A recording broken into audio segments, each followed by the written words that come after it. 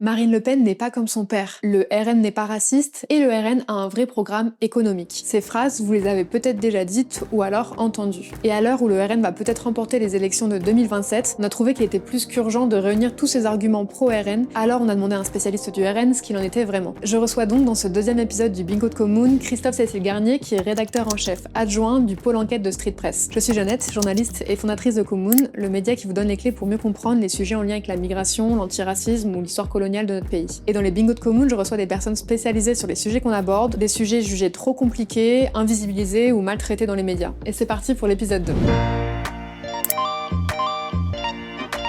Du coup, c'est pas un podcast comme les autres. Il y a une petite animation, c'est un bingo. Est-ce que t'as déjà fait un bingo ? J'ai déjà joué au bingo, ouais. Ok. J'ai même joué au super bingo en Suède. Oh, avec une roue comme ça un peu ? Avec une roue comme ça, ouais. Ils ont toute une cérémonie autour des bingos pour Noël. Ouais, c'est un délire. D'accord. En gros, là, c'est un bingo. Déjà, je vais te demander de choisir ta carte. Voilà, je dis comme ça. Mais en gros, t'as le choix entre Ciotti ou Retailleau. Eh ben, je vais prendre Bruno Retailleau parce que évidemment, voilà, c'est le gars du cru. Je suis vendéen, il est vendéen.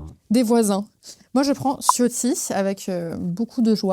Le principe, c'est qu'on a chacun une grille. Le but, c'est de la remplir avec des petits jetons. Comment faire ça ? On va tirer des cartes. Sur chaque carte, il y a un numéro. Donc forcément, quand on a le bon numéro, on met un petit jeton dessus. Et il y a une question. Donc à chaque carte, une question. Et celui qui remplit sa grille gagne un cadeau. Moi, je ne sais pas. Je n'ai pas été mise dans le coup. Je ne sais pas qui va gagner.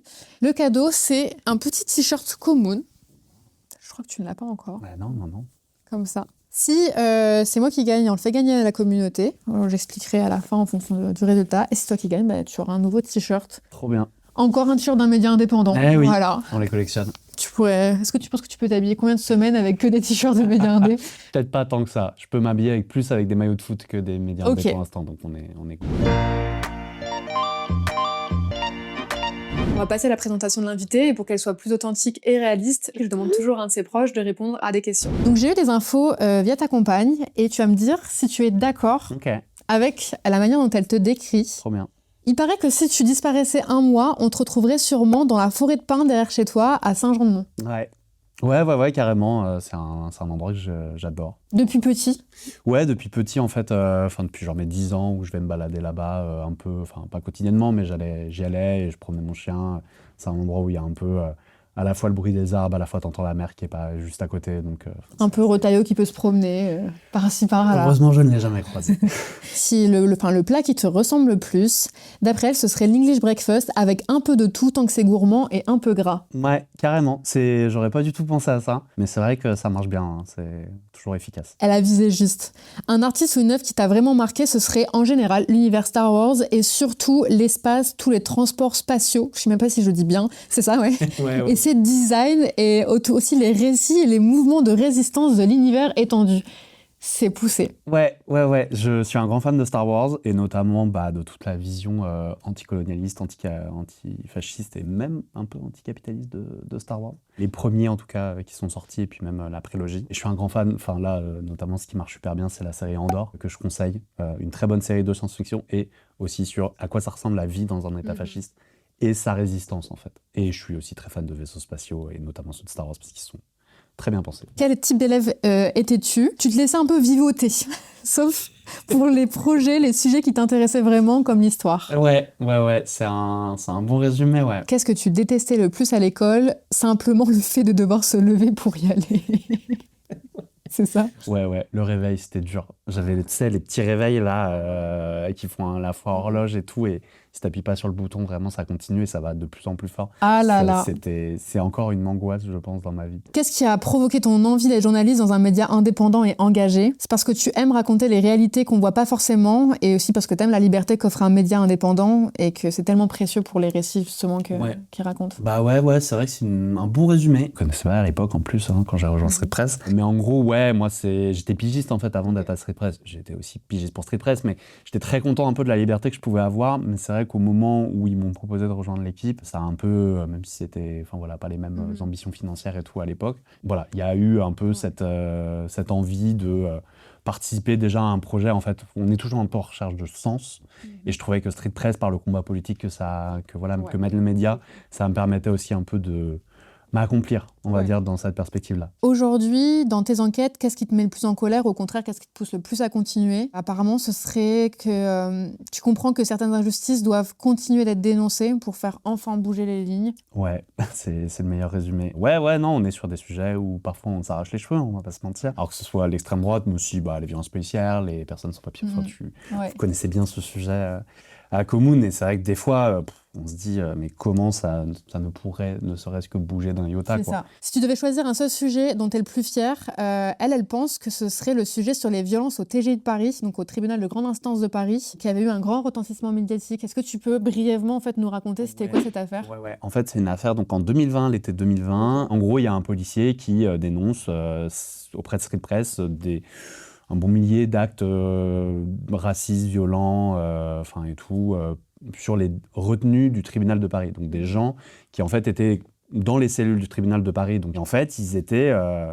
ils se faisaient frapper, ils se faisaient voler, ils se faisaient maltraiter par des équipes de policiers. Cette affaire, c'est vrai que j'en ai été très fier, mais c'est pas celle dont je suis la plus fier d'avoir parlé. Tu dirais que c'est laquelle? C'est une autre histoire sur des personnes sans papier, et en fait, un article de 2021, celui-là, je pense. C'est une histoire où je raconte comment des mineurs ont été mis en prison parce que des départements et la police les accusaient d'être majeurs. Et en fait, ils étaient bien mineurs, et tout ça se cadre dans un article de racisme. Ta compagne est fière de toi parce qu'elle trouve que malgré toi, malgré toutes les difficultés qu'implique en fait ce métier de journaliste indépendant dans un média engagé, tu continues de le faire en préservant ta santé, celle de ton équipe, et tu conserves une réelle authenticité et un engagement sans faille. Petite larme. Petite émotion. Petite émotion. Et c'est bon. Est-ce que tu as l'impression d'avoir été présenté correctement? Ouais, je pense que ouais, de ouf. Là, on peut... Top. Passons aux choses sérieuses. Passons au bingo. Et à toi l'honneur. Je te laisse piocher la première carte. Tu nous dis le numéro et tu lis la question. Ok, let's go. Numéro 7. Numéro 7, je l'ai pas. Marine Le Pen n'est pas comme son père. Et c'est sûr que c'est pas la même personne, en fait, sur certains pans politiques. Jean-Marie Le Pen, pendant toute sa carrière politique, était beaucoup plus libéral qu'elle, donc sur un pan très... à défendre le peu d'investissement de l'économie... de l'État dans l'économie. Ouais. Pardon, ouais. Et par exemple, en défendant des mesures beaucoup plus dures économiquement, quoi. Une retraite beaucoup plus longue que Marine Le Pen, celle qu'elle défendait. Néanmoins, Marine Le Pen, elle s'est engagée au RN en 1986, donc c'est avant le point de détail sur les chambres à gaz de 1987, pour recadrer quand même dans quel front national on est. Je ne dis pas que les chambres à gaz n'ont pas existé. Je n'ai pas pu moi-même en voir, je n'ai pas étudié spécialement la question, mais je crois que c'est un point de détail de l'histoire de la Deuxième Guerre mondiale. Et donc, avant de prendre les rênes du parti en 2011, elle a 25 ans de FN de Jean-Marie Le Pen derrière elle. Plus de temps avec son père qu'elle toute seule à la tête, en fait. Toute seule à la tête, bien sûr. Ça, faut pas... Maintenant, depuis qu'elle est... Bon, c'est plus la patronne du RN aujourd'hui, c'est Jordan Bardella, mais c'est toujours la chef, évidemment, de fait idéologique. Et c'est vrai que du coup, c'est 14 ans pour être la chef et 25 ans derrière à être dans... voilà.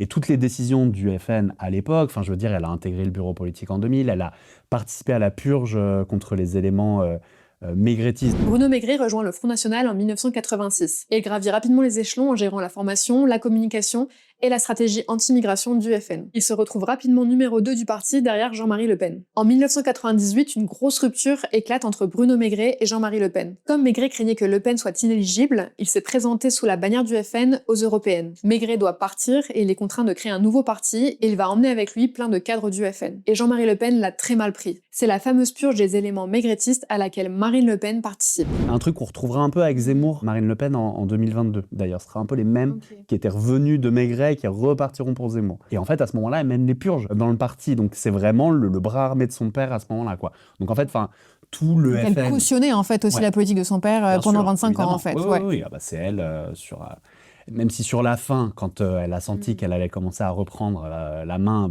elle a commencé un peu à s'en distancer. Les derniers propos de Jean-Marie Le Pen sur les chambres à gaz et tout, de la fin des années 2000, là, pour le coup, elle est beaucoup plus...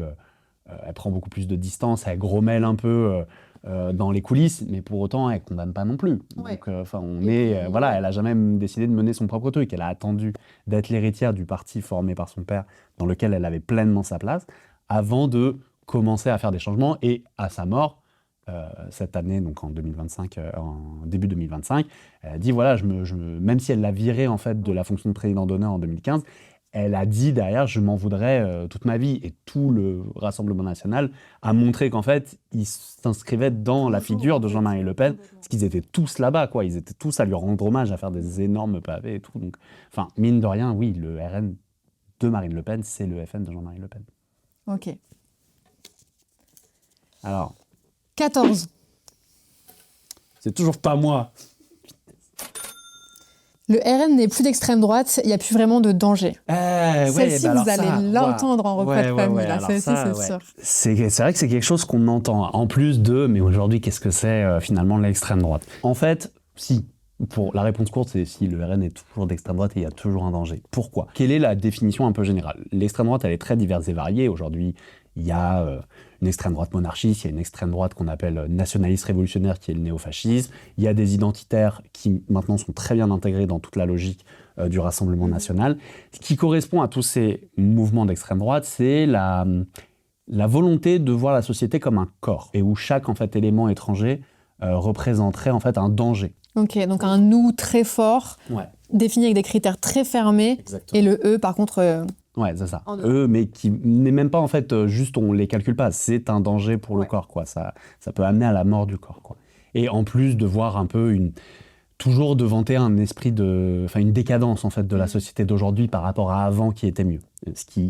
Voilà, j'ai quelques arguments pour dire que c'était déjà leur discours d'aujourd'hui était déjà leur discours d'il y a 50 ans, quoi. Aujourd'hui aussi, le RN est complètement d'extrême droite parce que toutes les grandes familles à l'extrême droite radicale, nous à Street Press, on en a compté 5 dans notre carte au FAF. Street Press classe l'extrême droite radicale en 5 familles. Les nationalistes révolutionnaires se revendiquent d'un fascisme modernisé. Ils reprennent des thèses de la gauche comme l'anti-impérialisme ou l'anticapitalisme, mais ils restent racistes et xénophobes. Ils s'opposent violemment à l'immigration qu'ils voient comme un outil du capitalisme et de la mondialisation. Ils défendent pas un racisme biologique, mais un nationalisme ethnoculturel. Ils défendent une idée de la nation qui repose sur des origines, des traditions, une culture, une langue, et pas sur un concept de citoyenneté. Donc par exemple pouvoir obtenir la nationalité française, ou alors l'idée de partager des valeurs. Ils considèrent le capitalisme comme une menace pour les identités nationales, donc par exemple via l'immigration, et les identités populaires. Cette mouvance regroupe plusieurs groupes et groupuscules violents, comme le groupe Union Défense, le GUD. Donc ça, c'était la première famille. Ensuite, il y a les identitaires, et ils partagent un socle commun avec les nationalistes révolutionnaires dont on vient de parler. Leur socle commun, c'est des idées nationalistes, anti-immigration et identitaires, mais leur discours est pas centré sur l'anticapitalisme, par exemple,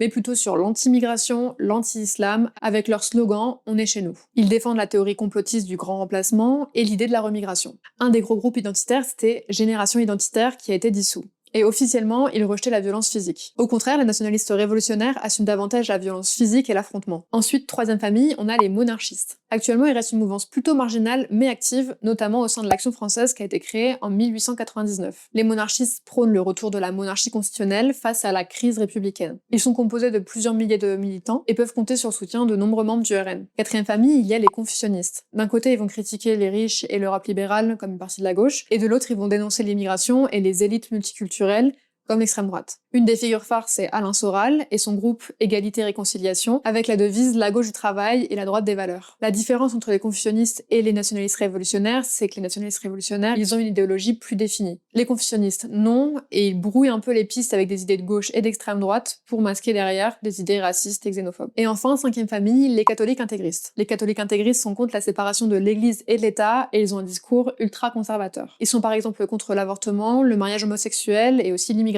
et ils ont souvent des liens avec les monarchistes. Ils sont représentés, c'est eux qui vont fournir les cadres du mouvement, les assistants parlementaires et tout en fait ce qui peut structurer le RN. Évidemment qu'aujourd'hui, il y a des députés, ils ont absolument rien à se reprocher.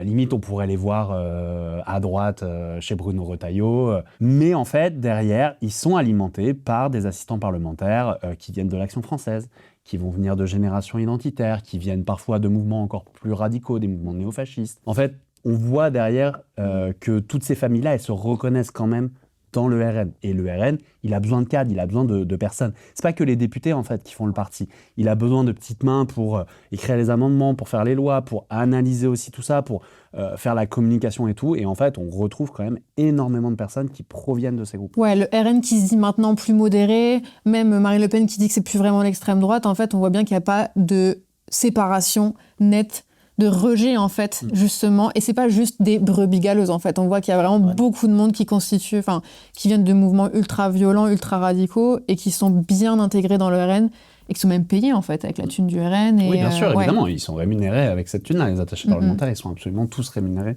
avec l'argent du RN. J'avais fait une petite liste des personnes un peu dans des mouvements, d'extrême droite radicale qui se retrouvent au RN. Et par exemple, il y a l'attaché parlementaire d'Antoine Villedieu, député de Haute-Saône, je crois. Il y a Laurent Jacobelli, une des têtes du parti, épinglé pour ses nombreux interpellations à l'Assemblée, et notamment sexistes, qui a un ancien de Génération Identitaire comme assistant parlementaire. On a révélé ça en 2023, il l'a toujours, 2 ans plus tard. Donc c'est complètement assumé. Il y a des membres de groupes identitaires qui ont été aussi assistants parlementaires chez les députés Caroline Colombier et Monique Grisetti. Il y a la députée de Lyon, Tiffany Joncourt, dont le mari, on a révélé aussi que c'était un hooligan néo-nazi. C'est quoi un hooligan ? Un hooligan, c'est quelqu'un qui est dans le monde du football et qui en fait est là pour être violent, quoi. Vous avez fait une super série de vidéos sur les hooligans. Absolument, ouais. Qu'on vous recommande. Et du coup, néo-nazi, ça veut dire qu'ils s'inscrivent ils revisitent en fait l'idéologie de Hitler. Oui, exactement. Les néo-nazis, c'est vraiment ceux qui s'imbriquent à fond dans le nazisme, mais juste aujourd'hui en 2025, et qui donc publient des croix gammées, font des saluts nazis, voilà. Député des Bouches-du-Rhône, Romain Tonucci, qui avait un assistant parlementaire de l'Action française. La députée Florence Joubert, en Dordogne, qui a recruté en 2024 un assistant parlementaire proche des milieux néo-nazis bordelais, selon Libé. Et ainsi de suite, quoi. La liste est très très longue. Et en fait, on voit à quel point ça infuse partout. C'est pas que à l'Assemblée, c'est vraiment dans toutes les strates du parti, quoi. Aujourd'hui, à l'Assemblée, il y a plus de 80 députés qui ont été épinglés pour différentes casseroles, soit leur lien avec les radicaux, soit leurs propos complotistes, racistes, antisémites, sexistes, homophobes, proches de la Russie, etc. Ça reste tout ça, quoi. Ok, maintenant vous savez quoi répondre quand on dit le RN n'est plus vraiment d'extrême droite, c'est modéré. Je te laisse tirer la prochaine carte. 2. Donne-nous un fun fact pas fun que personne ne connaît sur l'extrême droite française. Et c'est moi qui l'ai en plus, incroyable. Punaise, yes. Enfin. 1 point pour Retailleau. 1 point pour Retailleau. C'est quand on fait toute la ligne, le bingo. Nous, c'est toute la grille. Ok, très bien. Alors, un fun fact pas fun sur l'extrême droite française. J'en ai globalement plein, mais j'en ai un auquel je tiens. Attention, il n'est pas fun, je pense. J'imagine qu'il n'est pas fun. Vous voyez un peu la dédiabolisation qu'on nous vante depuis justement que Marine Le Pen est à la tête du Front National, depuis que ça s'est transformé en Rassemblement National. Voilà, c'est la dédiabolisation. La volonté de création du FN part d'une volonté de dédiabolisation, déjà à l'époque, en 1972. En fait, en 1972, l'extrême droite, ça fait un peu moins de 30 ans que la Seconde Guerre mondiale elle est finie, l'extrême droite, elle n'est pas... Ils sont blacklistés. C'est un peu dur, quoi. Mais il y a quand même des mouvements néofascistes comme Ordre Nouveau à l'époque. Donc c'est un mouvement néofasciste vraiment vénère qui derrière a donné le groupe Union Défense, le GUD, qui a tenu pendant plus de longues années jusqu'à être dissous par le gouvernement en 2024. Ordre Nouveau, en fait, ils ont une idée au début des années 70, c'est de se dire avec plein d'autres groupes radicaux d'extrême droite, faut qu'on ait une vitrine politique pour faire porter nos idées. Là, on est un peu blacklisté. Et faut qu'on ait un truc qui puisse en fait nous faire participer à des élections. Quoi. Vraiment exactement. Marketing. D'où l'idée de monter un front national pour toutes ces organisations politiques-là. On dit toujours que Jean-Marie Le Pen, c'est le fondateur du FN. C'est évidemment, donc c'est faux. Il y a joué qu'un rôle limité en fait dans la fondation. Il l'a d'ailleurs jamais contesté, le fait qu'il avait joué un rôle limité. Mais c'est un peu une réécriture de la mythologie et de l'histoire du Front National. Mais en fait, quand ils fondent le Front National, les fondateurs vraiment sur le papier, c'est ceux maintenant qu'on commence un peu plus que le grand public commence un peu plus à connaître, c'est d'anciens Waffen-SS comme Pierre Bousquet et Léon Gauthier, c'est Roger Hollande qui est un ancien résistant mais qui est aussi un ancien membre de l'OAS, un groupuscule terroriste qui a fait plus de 2700 morts durant la période de la guerre d'Algérie. Et donc il y a aussi un ancien du groupe néofasciste Ordre Nouveau qui s'appelle François Duprat, qui lui pour le coup est vraiment un néo-nazi. Et en fait, Ordre Nouveau, il a cette ambition, en fondant le FN comme une vitrine politique, de faire un vieux truc que l'extrême droite veut faire depuis des années, qui s'appelle le compromis nationaliste. C'est vraiment l'union de tous les groupes et les tendances radicales de l'extrême droite au sein d'un même parti pour aller chercher sur les élections, se faire élire. Donc cette stratégie du FN, c'est déjà une dédiabolisation à l'époque de ces groupes-là. Le Monde écrit lors du congrès, de la création du FN en 1972, il écrit c'est marrant, ces groupes-là, pour une fois, ils avaient délaissé la batte de baseball et ils les ont mis de points l'eau dans américains. leur vin, en gros. Exactement. Déjà, ils ont un peu, sur le papier, ils ont un petit peu calmé leurs revendications néo-nazies, quoi. Ouais, exactement. Pour essayer de rentrer justement dans le jeu démocratique. Politique, avoir des députés, ouais. en fait. C'était vraiment une tentative de communication, de dédiabolisation de ces trucs-là.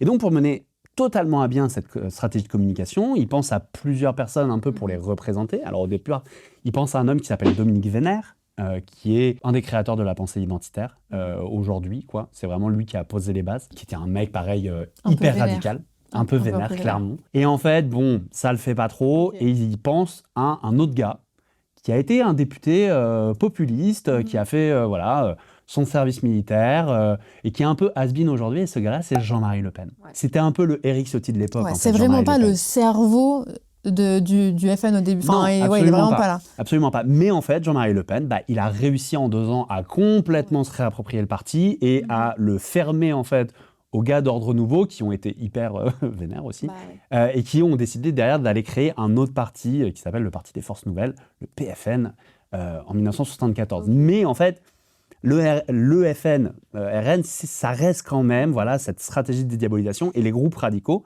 en fait, ils y sont quand même revenus. Jean-Marie Le Pen, pendant des années, il a accepté la double appartenance, en fait. On pouvait être membre du FN et on pouvait toujours être membre du GUD, d'Ordre Nouveau, de ce genre de choses-là, quoi. Ce fun fact pas fun, c'est que la dédiabolisation, ça fait 50 ans que ça dure et que les gens y croient aujourd'hui, ça fout un peu le seum. À qui le tour ? À moi, je crois. C'est à toi, ouais. Alors... Allez, on y croit. 19. Le RN n'est pas raciste, il est juste patriote. Il y a plusieurs choses. Déjà, en effet, le RN s'en défend d'être raciste, ça c'est leur grand truc. Mais en fait, c'est vrai qu'ils arrivent à virer des gens, à dire non, on n'est pas raciste, regardez, on vire des personnes. Mais justement, en fait, ça va être un assistant parlementaire par-ci par-là, ça va être un député qui n'a pas vraiment de poids politique.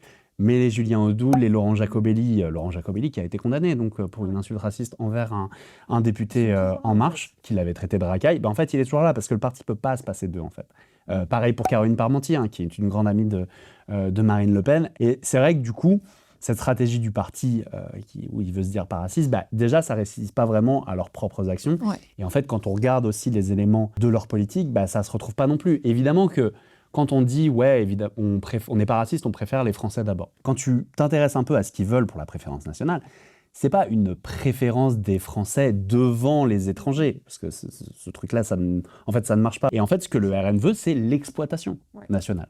C'est en fait qu'une personne étrangère qui est intégrée dans la société, qui a un travail et tout, et donc qui paye des cotisations, des cotisations sociales et qui en fait fait marcher l'économie et participe à la richesse de la France, va payer les cotisations, va permettre en fait à des retraités d'avoir l'argent, va permettre à des personnes d'avoir la sécurité sociale et tout, cette personne-là, elle ne va avoir aucun de ces droits pour lesquels elle cotise, ce qui est une rupture de l'égalité en France, pendant 5 ans. Pendant 5 ans. Et en fait, pendant 5 ans, elle se fait exploiter par une mesure qui est donc une mesure raciste, puisqu'en fait, elle cherche à juste profiter de l'étranger comme une main-d'œuvre avant de, derrière, décider si oui, on lui donne des trucs ou pas, quoi. C'est déjà le cas, en fait, pour le RSA, par exemple. Par exemple, Jordan Bardella, quand il parle d'Européens, il a parfois fait référence, et ça, c'est vraiment sa matrice identitaire. Par rapport à ça, c'est de dire, par exemple, votre Europe a une 50aine d'années, la nôtre a 2000 ans.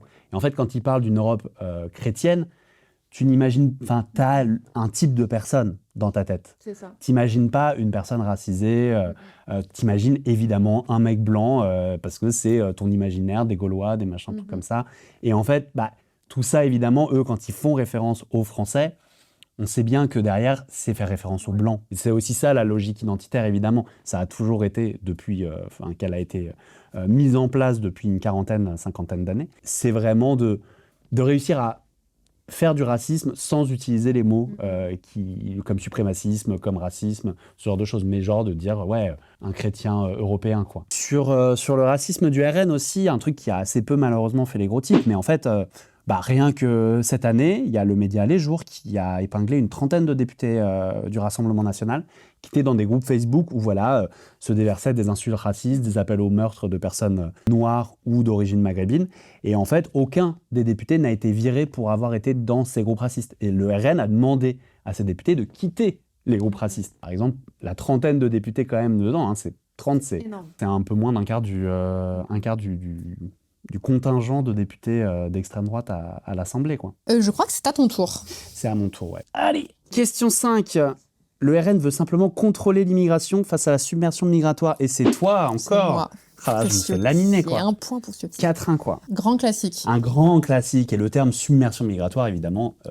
Voilà, pour ne pas dire grand remplacement, Exactement. déjà. On entend aussi invasion, globalement. C'est ça. Non, en fait, le RN, déjà, s'il critique autant l'immigration, c'est avant tout parce que c'est le fondement même de leur programme depuis 50 ans. Le RN et le FN avant lui a toujours utilisé la critique de l'immigration à des fins électoralistes. Ouais. Dès les années 70, Jean-Marie Le Pen et le FN avaient bien compris en fait que ça marchait, et notamment dans les années 70, parce qu'on est sur une période où en fait, voilà, c'est la fin des 30 Glorieuses, il y a les chocs pétroliers, il commence à y avoir un peu plus de chômage en France, et en fait, Jean-Marie Le Pen, enfin voilà, le FN sort le slogan « 1 million de chômeurs, c'est 1 million d'immigrés en trop ». Et en fait, dès le départ, et ça fait 50 ans que ça dure, il y a cette notion que trop de chômeurs, trop de chômage égale trop d'immigrés. Et en fait, que c'est pas du tout autre chose, quoi. Ouais. C'est pas lié à des stratégies capitalistes, des stratégies de grands groupes qui vont chercher à délocaliser ce genre de choses. Non, non, c'est à cause des immigrés. Et il l'a adapté, hein. Il est passé dans les années 80 à 2 millions de chômeurs, 2 millions d'immigrés en trop, 3 millions de chômeurs, 3 millions d'immigrés. Enfin voilà, ça a été... Hyper créatif. Ça a été, ouais. Mais c'était un argument qui a fondé vraiment leur politique économique. Mais pas que lui d'ailleurs comme argument, parce que tu avais retrouvé un tract, non? Tu m'avais dit... Exactement. Il y a en 1973... Tout début, enfin vraiment... Le FN, voilà, il est créé depuis 1 an et il se présente aux législatives de 1973. Et déjà... À l'époque, il parle d'invasion de la France par les indésirables. Et vraiment, en fait, le tract qu'on a retrouvé, c'est le discours du RN aujourd'hui. Ça n'a pas changé d'un iota. Sur le côté d'invasion de la France, bon, déjà, ça fait référence à ce qu'on a dit un peu plus tôt sur le fait que l'extrême droite voit la société comme un être vivant, en fait, qui serait menacé par des corps étrangers. Hein. Vraiment, ça, c'est cette matrice. Et donc, sur ce discours, le tract du FN, l'ancêtre du RN, hein, vraiment, il dit que les Français, attention, ne supporteraient plus que la France soit colonisée, exploitée, terrorisée. 1973. Et donc, il n'est pas tolérable que notre pays soit devenu un dépotoir ouvert aux bons à rien, aux tarés, aux délinquants, aux criminels.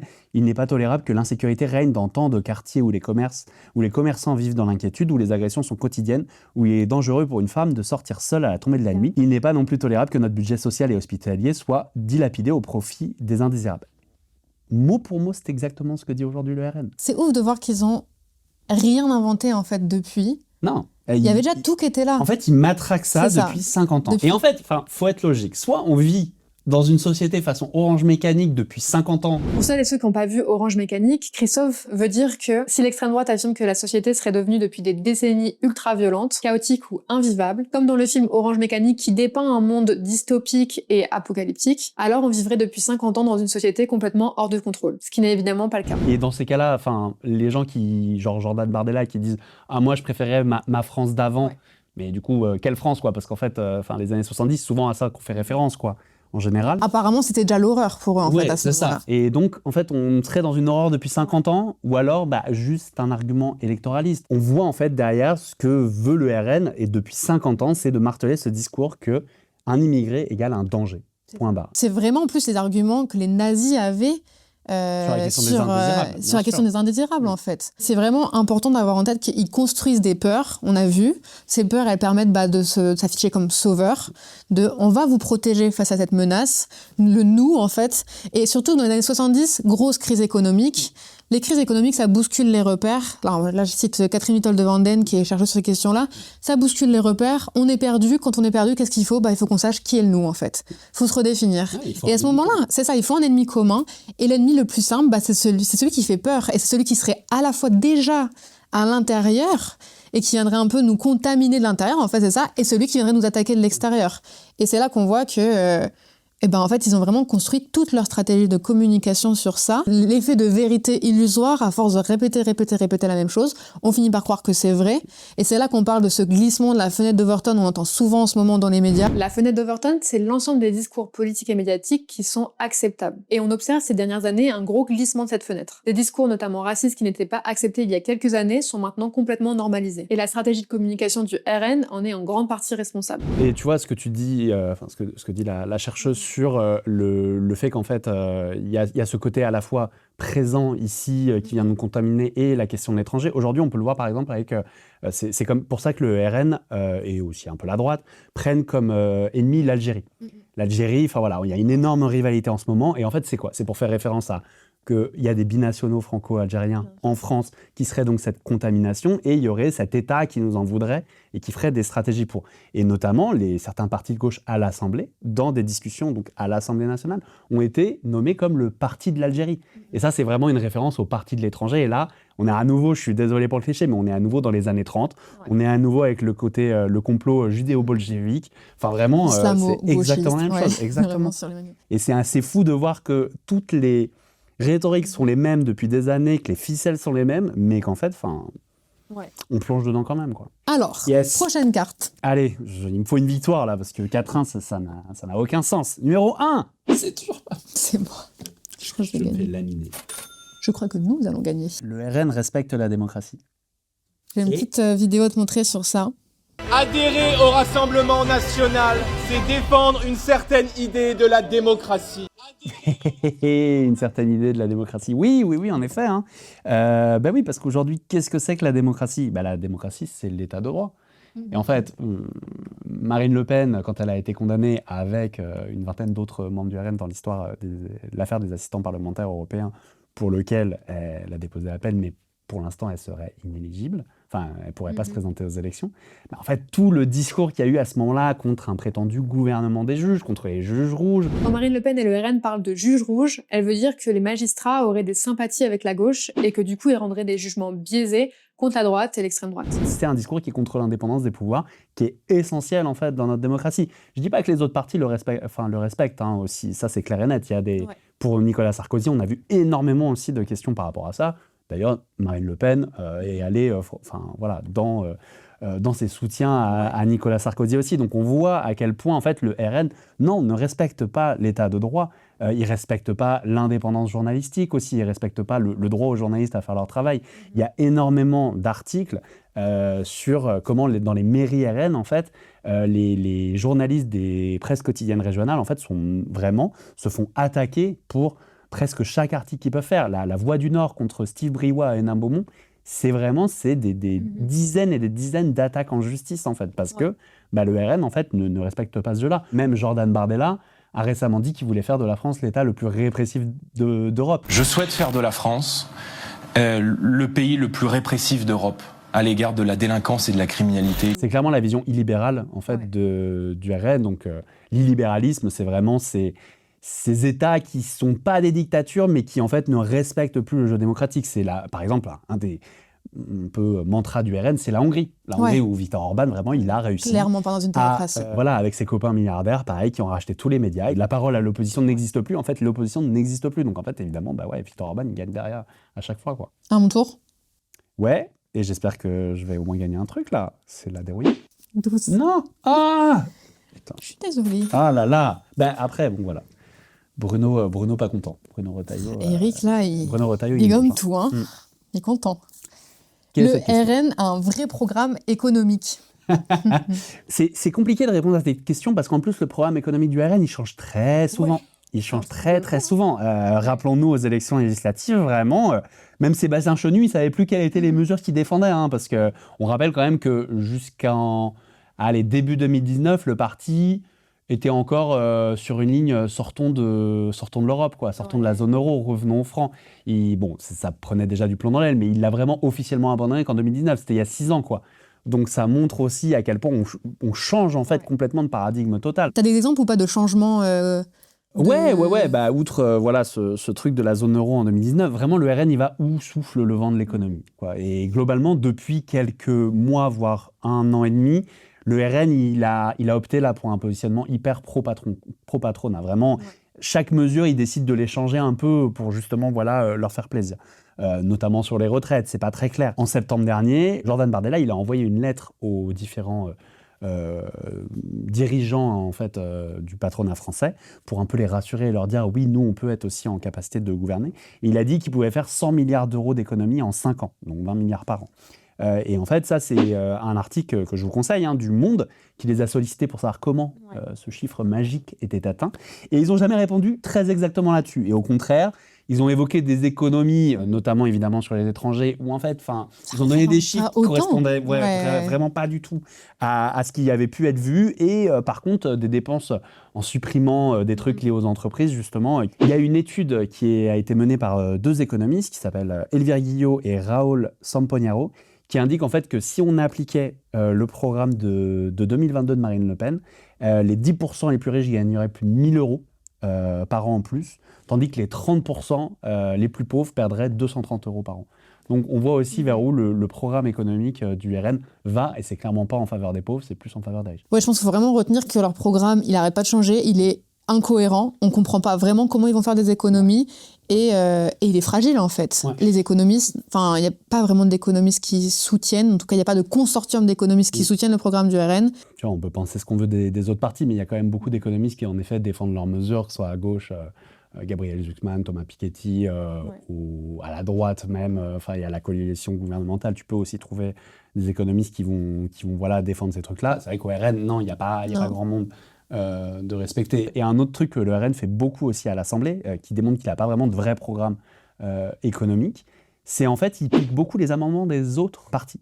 Et vraiment, ça, c'est un truc, c'est un article qu'on a sorti dans Street Press, et où en fait, les partis, il y en a beaucoup qui retrouvent en fait leurs arguments presque copiés au mot près ou très fortement inspirés. Et ça, il n'y a pas d'autres partis qui fait ça. Ils sont tous globalement assez mécontents contre le RN. Prochaine question. Allez, c'est à moi. Allez, roulement de tambour. 9. C'est moi. Yes. Punaise. Et un point pour Bruno. Du coup, je suis content que Bruno ait un point, c'est terrible. C'est les seuls qu'on n'a jamais essayé, ça peut pas être pire que sous Macron. Alors bon, déjà, la question, on les a jamais vraiment essayés. Nous avons déjà essayé l'extrême droite dans ce pays. Alors certes, c'était il y a très longtemps. Certes, c'était une extrême droite dont le RN n'est pas directement issu, mais indirectement. Donc c'est évidemment... référence à Philippe Pétain, à la période très sombre de notre histoire de France entre 1940 et 1944. Mais c'était l'extrême droite, c'était un travail famille-patrie. La fonction, comme on a dit, de l'extrême droite, c'était cette vision du corps, de la société comme un corps qui voit chaque corps étranger comme vraiment une maladie possible, quoi. Et donc qui essaye de détruire ça. Et donc vraiment, on rappelle, le RN, le Front National, créé notamment par d'anciens Waffen-SS, d'anciens collaborationnistes. Mais en plus de ça, ça peut pas être pire que sous Macron. Alors là-dessus, j'ai des arguments. On a fait à Street Press, en octobre dernier, on a analysé les votes du RN et ses amendements à l'Assemblée nationale. Et en fait, on a vu, ça montre bien sa politique, en fait, sa vision, en tout cas son programme politique. Sur les 10 projets de loi présentés par le gouvernement depuis un an, donc le gouvernement Macron, quoi, à la fois François Bayrou et maintenant Le Cornu, le RN en a adopté 9. Donc le RN a soutenu depuis un an le gouvernement dans 90% des cas. C'est la France de Macron. Ouais, dans ces scrutins à l'Assemblée, ces votes ils sont similaires à 66% avec ceux des Républicains. Okay. C'est 85% avec le plus gros parti, c'est Éric Ciotti, évidemment, parce que c'est 2 partis d'extrême droite. Et à 49%, donc presque la moitié de ces votes, ils votent comme la coalition présidentielle. Pour comparaison, la gauche des communistes aux socialistes en passant par LFI, c'est de 18 à 25%. Donc, voilà. Donc ils ont une politique, en tout cas du peu de projets politiques qu'ils ont, en fait, la plupart du temps, une fois sur 2, ils soutiennent en fait la coalition présidentielle. Ouais. Et donc voilà, si vous n'aimez pas trop la politique macroniste, je ne suis pas sûr que le RN ce soit vraiment votre cam non plus, quoi. Ouais, ça risque d'avoir un petit goût de déjà vu en pire. Ouais, exactement. Et puis, c'est vrai qu'on est déjà en fait en train d'essayer la politique du RN, malheureusement. Enfin, ça aussi, c'est important, beaucoup de députés. Exactement. Aujourd'hui, à l'Assemblée nationale, alors, il y a 123 députés RN et une quinzaine de l'UDR, donc ça fait 141, si je ne m'abuse. Et en fait, fatalement, ils ont aujourd'hui des postes à l'Assemblée et tout, donc ils sont déjà en fait dans l'État et dans ce qu'on propose. Et je vous rappelle, quand il y a eu le passage de la loi immigration, Marine Le Pen a vanté l'accomplissement de leurs idées. Donc en fait, il y a déjà certains trucs qu'on essaye, quoi. Est-ce que pour autant... Et est-ce que les personnes précaires ont plus d'argent ? Non. Est-ce qu'il y a plus de services publics, notamment dans les zones rurales ? Non. Voilà, donc... Prochaine carte ? Prochaine carte, c'est à toi de tirer. On y croit, on croit à la remontada, là. Allez, fais-moi rêver. 17. Et un de plus. Alors, T'es proche de la victoire, là, il en reste 3. Hein. franchement, ouais. C'est chaud. Après, il y a quand même pas mal de cartes. Ouais. Tout Tout peut rebasculer, ne basculer. quittez pas, s'il vous plaît, j'ai encore une chance de gagner. Jamais on ne votera à gauche. Et de toute façon, si on vote pour le RN, ça va les contraindre d'être plus modérés dans leur politique. Ça, c'est une phrase que j'ai pas mal entendue de personnes qui votent en ce moment plutôt LR, donc plutôt des gens avec pas mal d'argent en fait, et qui, pour rien au monde, ne voteraient à gauche dans leur vie, notamment parce que pour eux, c'est l'extrême gauche, voilà. Et qu'en fait, ils disent, ils partagent pas forcément toutes les idées, notamment les idées racistes du RN, mais ils disent, ok, si on vote pour eux, en fait, on va les contraindre et ils pourront pas faire passer en fait leurs mesures antidémocratiques et tout. Qu'est-ce que t'en penses ça? Est-ce que tu penses vraiment qu'ils vont pouvoir les freiner ou Non, malheureusement, aujourd'hui, on a quand même... notre 5e République, elle est faite pour que l'exécutif marche, en vrai. Alors certes, là, en ce moment, on est un peu sur une période... l'exécutif, le gouvernement? Ouais, l'exécutif, le gouvernement, exactement, et la tête de l'État, qui serait donc, si jamais elle serait élue présidente, ou Marine Le Pen ou Jordan Bardella, selon qui se présenterait. Et en fait, certes, aujourd'hui, tout ça a pris un peu du plomb dans l'aile parce que l'Assemblée est fortement divisée, notamment en 3 blocs. Mais en fait, si demain, il y a des élections et que Marine Le Pen, elle a la majorité à l'Assemblée nationale, elle Ah, pas gêné. Oui, non, c'est ça. On voit déjà comment Emmanuel Macron a pu passer complètement outre la contestation, comment il est passé en fait en 2017 de la personne ni droite ni gauche à finalement complètement à droite, et qu'il y a beaucoup d'électeurs de Macron qui ont voté en 2017 en pensant qu'il avait certaines mesures de gauche et que ça allait permettre de passer. Enfin, ces gens-là, derrière, ils n'ont jamais été pris en compte. Et puis comme on voit que l'aspect un peu modéré du RN, on voit que c'est juste une stratégie de com, mais que le cœur, il est encore bien vénère, en fait... Ils n'arriveront pas à modérer vu que... Les partis d'extrême droite savent très bien comment utiliser la démocratie pour en fait la verrouiller totalement et éviter toute contestation.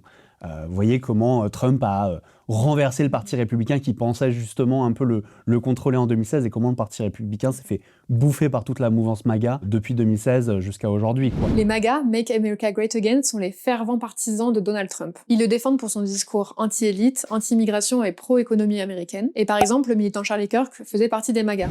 Allez, la remontada, on y croit, rien n'est perdu, 4. C'est pas moi, ce sont les seuls à défendre vraiment nos intérêts.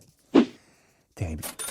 Bon, ça, on l'entend beaucoup. Enfin, fait HMNU. Ouais, absolument. On l'entend beaucoup, que le parti, notamment en plus de on l'a jamais essayé, en plus, ce serait les seuls à défendre le petit peuple, quoi, finalement, par rapport aux élites. Clairement, je suis désolé, hein, parce que bon, moi, j'ai envie que les gens vivent mieux, mais le RN, ça défend pas les intérêts des personnes précaires. Clairement. Il y a quelques exemples de votes de loi ou pas récemment, où justement on voit qu'il... Ouais. Dans le cadre du budget, par exemple, ils ont voté de nombreuses fois contre les classes populaires. Alors, ils ont, par exemple, voté contre la taxe Zuckman. tu peux expliquer un peu ce que c'était cette taxe-là? La taxe Zuckman, c'est en fait, ça propose une sorte d'impôt plancher sur les très très gros revenus, donc les personnes plutôt millionnaires et milliardaires. C'est genre les 1800 foyers les plus riches. Exactement. Donc on est vraiment sur des gens que vous ne connaissez pas. Genre vraiment. Bernard Arnault, hein, typiquement, tu vois. Et donc en fait, ça propose de les payer sur 2%, parce que pourquoi aujourd'hui les milliardaires en France payent des impôts à hauteur de moins de 2%. C'est-à-dire qu'une personne précaire en proportion de ses revenus va éventuellement payer plus d'impôts. Ouais. Moi, je paye plus d'impôts, je pense, en proportion de mes revenus que Bernard Arnault. Ouais. Et en fait, la taxe Zuckman, c'est dire que ça, c'est pas normal, et donc on va faire 2%. Le RN a voté contre, ce qui fait que Thomas Piketty, d'ailleurs, qui est un économiste, qui a reçu le prix Nobel de l'économie, a même affirmé que le RN s'affirmait comme le parti des milliardaires. Il y a beaucoup de milliardaires qui soutiennent le RN. On peut citer Pierre-Édouard Stérin, on peut citer, même s'il l'a jamais dit clairement, Vincent Bolloré, a permis quand même au RN d'être H24 sur les chaînes d'infos. Dire le RN, le parti des milliardaires, ça peut paraître osé un peu comme ça. Et pourtant, vraiment, quand on analyse depuis des années, il y a de nombreuses mesures qui sont en faveur un peu des élites économiques et de l'industrie. Par exemple, ils ont massivement voté la suppression de quelque chose qui s'appelle la 3CS, qui est un impôt en fait de solidarité qui a rapporté 5 milliards et un impôt sur les entreprises. Sur les entreprises, exactement. Ouais. Et ça permettait de faire une redistribution des entreprises vers les personnes précaires. Ça rapportait 5 milliards. Dans un contexte où on est à chercher le moindre petit centime, c'est important. Et en fait, ils l'ont supprimé parce qu'eux, ils ont envie de favoriser l'industrie. À l'Assemblée aussi, nous, à Street Press, on a fait en octobre dernier une analyse lexicale des amendements du RN, et ça montre vraiment pas un tropisme en faveur des personnes précaires et des classes populaires. C'est quoi un tropisme ? Un tropisme, c'est vraiment une orientation.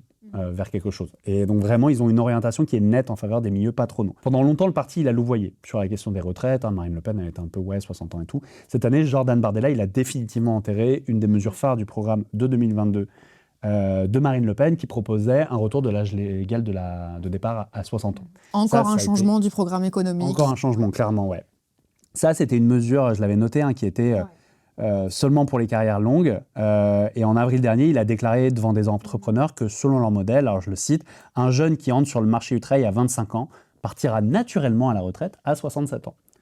Donc voilà, c'est encore plus loin que ce qu'on est actuellement. On va jamais la voir, cette retraite, on va jamais la voir. Et donc voilà, de telles mesures, ça semble vraiment pas améliorer la vie des classes moyennes et de la classe populaire. Ils ont voté contre l'augmentation du SMIC. Ils ont aussi, voté contre l'augmentation du SMIC. Je les ai tous mis là. Ils ont voté contre l'indexation des salaires sur l'inflation. Ils ont voté contre le gel des loyers. Ils ont voté contre le blocage des prix de produits de première nécessité. En revanche, ils ont voté pour l'interdiction des salariés en CDD qui refusent un CDI de toucher le chômage. Voilà, vous êtes dans un CDD qui n'est pas ouf pour l'argent. Si jamais on vous propose un CDI et que vous dites non merci parce que le poste ne me convient pas, vous n'aurez pas le droit au chômage. Donc c'est augmenter la précarité des gens dans des boulots qui soit leur correspondent pas, soit sont durs et ainsi de suite. Ouais.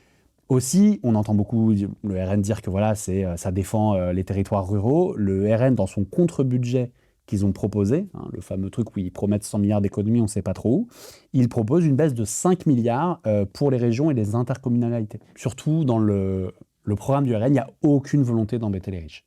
Ouais. Ils sont contre l'impôt sur la fortune. Ils sont pour un impôt sur la fortune foncière, mais qui ne prendrait pas en compte les résidences principales ou les actions, ce qui est aujourd'hui la majeure partie de l'argent des grandes fortunes. Cette mesure, elle rapporterait beaucoup moins, par exemple, qu'une taxe Zuckman, quoi. Et aussi, pareil, à Bruxelles.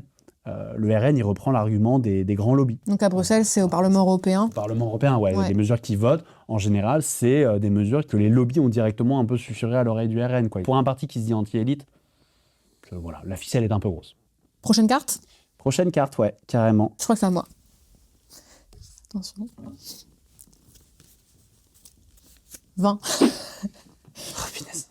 Bientôt, j'ai plus de jetons. Ça va, n'en fais pas trop. Il faut d'abord s'occuper des Français avant d'aider les autres. On n'est pas un guichet social. Ouais. Ça revient beaucoup aussi à toute la question j'ai un peu parlé, de leur programme et de la préférence nationale dont on a beaucoup parlé. Mais en fait, aujourd'hui en France, non, on n'est pas un guichet social. C'est extrêmement compliqué pour les personnes d'avoir des aides. Il y a énormément de conditions déjà de base pour les avoir. Et même l'assurance maladie a une stratégie pour faire en sorte que les gens, et notamment les personnes immigrées, n'aient pas accès aux aides. Ils demandent des papiers supplémentaires, en fait, des trucs qui ne sont normalement pas nécessaires pour l'ouverture d'un dossier. Ça, c'est pareil, c'est dans une enquête qu'on a sortie ce mois-ci. Et en fait, ça permet en fait à des personnes d'abandonner, en fait, finalement. Ouais. Et pas réclamer leurs droits. Exactement. Et aujourd'hui, il y a énormément de personnes, il y a plusieurs millions de personnes en France qui n'ont, de personnes d'ailleurs qui peuvent être considérées comme étrangères, qui ne bénéficient pas des aides qu'ils devraient avoir. Et on rappelle que c'est des droits, c'est pas un privilège, c'est pas un petit cadeau que la France elle fait, c'est des droits en fait. Des droits qui sont inscrits dans nos lois. Et surtout, on vient de le voir, on va pas refaire tout, mais ils vont pas aider plus les Français précaires. Non. Mais encore une fois, il faut être hyper vigilant avec ça parce qu'on pourrait supprimer toutes les aides aux personnes étrangères. Ça créerait déjà extrêmement de précarité et de drame en fait, personnel. Ce serait hyper raciste et surtout, ça rendrait pas les Français précaires plus riches en fait. Clair. C'est à moi. Franchement, là, on est sur une balle de match. Je pense que c'est. J'ai un peu peur. 8. J'ai un peu peur. J'espère. J'ai un peu peur. J'espère. Après, il en reste, donc t'en as que 2. C'est le 8. J'ai gagné. T'as gagné. Vous avez gagné. On vous explique dans la description de l'épisode comment remporter le t-shirt. Ah là là, les gens ont gagné un t-shirt et pas moi. Ouais. Tant pis, je m'en remettrai.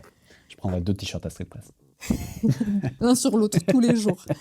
Et donc du coup, le 8, qu'est-ce que c'est ? Le 8, c'est le RN sont les seuls à penser à notre sécurité. Faux. C'est terrible à dire, j'ai l'impression d'être que négatif dans cette interview. Mais aujourd'hui, le RN défend beaucoup d'actes contre votre sécurité. Je veux dire, il y a beaucoup eu d'actes d'agression. Ne serait-ce que, je reprends l'année dernière, lors des élections législatives, quand Emmanuel Macron annonce la dissolution de l'Assemblée nationale, le 9 juin 2024, juste après les élections européennes.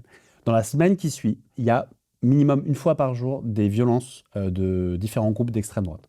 Qui ont des liens avec le RN. Qui ont des liens avec le RN. Le soir même de la dissolution, il y a le GUD, donc le groupe Union de Défense, qui est un des plus historiques groupes de l'extrême droite en France, qui a été lié au RN dans les années 90, avec notamment le FNJ, le Front National de la Jeunesse à l'époque. Et donc là, le GUD, il sort et il décide d'aller taper, excusez-moi, c'est une citation, hein, mais DPD. Donc c'est vraiment une agression homophobe. Et ils sont menés à ce moment-là par le chef du GUD, qui s'appelle Gabriel Lousteau, qui est le fils d'Axel Lousteau, qui est un ancien chef du GUD des années 90, et qui est un ami très proche de Marine Le Pen. Tiens, Et oui. comme c'est étonnant. Et exactement.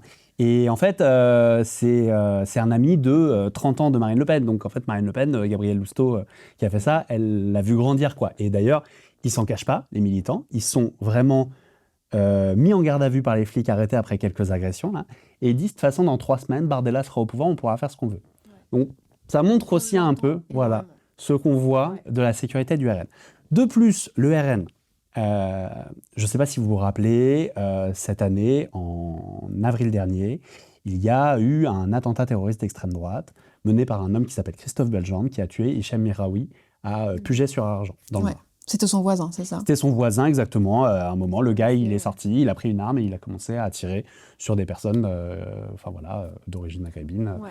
Simplement parce que lui, voilà, il appelait les Français à se réveiller et à faire comme lui. Et il a rendu un hommage à Jean-Marie Le Pen. Avant et après l'acte, il avait publié des vidéos où il appelait à tuer les Arabes et à tirer sur la population maghrébine. Et c'est pas nouveau, on allait voir son profil Facebook et il y a plein de posts à caractère raciste. On peut voir aussi qu'il soutient la famille Le Pen, Marine inclus. Un article de Mediapart, en fait, a montré qu'au moins 9 hommes condamnés ou en attente de procès dans des affaires de terrorisme d'extrême droite ont exercé des responsabilités au sein du Rassemblement national. C'est-à-dire qu'ils l'ont représenté aussi à des élections locales et nationales. Et c'est le seul parti, dans ce cas-là, à être lié à des actes de terrorisme directement.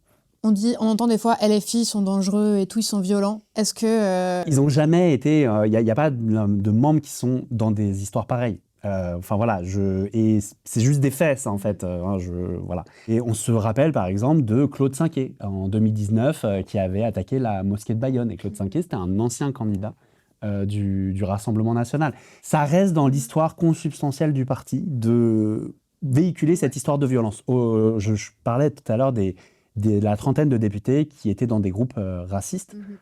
Et en fait, il y a énormément d'appels au meurtre dans ces trucs-là. Le truc de nettoyer, ethniquement parfois même, les termes sont employés comme ça. Hein, donc il n'y a pas de doute possible. Je ne dis pas que tous les électeurs du RN ont une volonté de tuer des gens. Heureusement quand même que ce n'est pas le cas, parce que sinon on ne ferait pas société très longtemps, je pense. Mais clairement, le parti, dans son ambition, dans son discours, dans son programme, véhicule en fait ces idées. Ouais, donc il faut vraiment garder en tête que si le RN arrive au pouvoir, il risque d'y avoir énormément de personnes qui, en basant leurs idées sur justement ces idées racistes, hyper violentes, en fait vont juste se dire que c'est bon en fait. Ils peuvent aller commettre du terrorisme, vraiment de terrifier la population, et ça va toucher... En fait, ça va toucher des personnes, vous ne dites pas forcément que c'est des personnes qui ont... Enfin, vous dites pas forcément que c'est des personnes que vous avez un lien avec, mais si, en fait, tout le monde connaît des personnes qui sont pas blanches, tout le monde connaît des personnes qui sont pas hétérosexuelles. Ça va être extrêmement violent. Je pense que ça... Je vous recommande vraiment le documentaire sur Arte, La haine blanche. Je sais pas si tu l'as vu, c'est La haine blanche, hein, c'est ça ?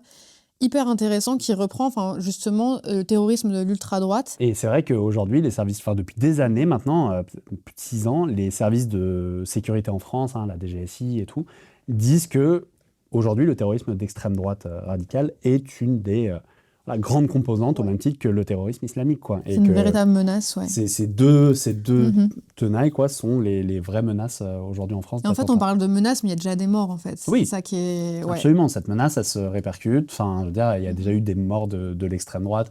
Il y a eu un rugbyman célèbre, à Rambourg, qui a été tué en plein Paris par un homme, Loïc Le Priol, qui avait une quantité de potes au sein du FN. Voilà, le parti aussi, dans son discours, dans son programme, même dans son histoire, en fait, permet ça. Ça a toujours été lié à la violence de l'extrême droite. Voilà. Ouais, faut vraiment c'est pas le parti arrêter de la sécurité, c'est le ça. parti d'une certaine sécurité. Bon, je crois qu'on a fait le tour. Ouais. Merci beaucoup. De rien, même si je me suis fait laminer, clairement. On voit la tête, on va mettre la tête de Retailleau. Ouais, il n'est pas content. Alors que moi, Eric est content. Est-ce que finalement tout n'était pas déjà donné ? Est-ce qu'on n'est pas en train de décrire l'avenir ? Non. Merci beaucoup à toi Christophe Cécile, c'était trop bien. Ouais, carrément. Et à très bientôt. Ça servira à plein de gens. Ouais, j'espère aussi. Merci beaucoup d'avoir regardé cet épisode, j'espère qu'il vous a plu et que vous y voyez un petit peu plus clair dans la rhétorique du RN. On a besoin de vos soutiens pour continuer, vos dons ils nous permettent de pouvoir embaucher des journalistes, enquêter, vérifier les faits et publier plus de contenu accessible à tous et toutes. Les dons sont défiscalisés, ça veut dire que si vous faites un don mensuel de 7 €, après défiscalisation, vous payez finalement que 2,40 €, mais à Comoon, on reçoit bien 7 €. Allez suivre et soutenir Street Press qui sont aussi en campagne de dons et on se retrouve très vite pour un nouvel épisode.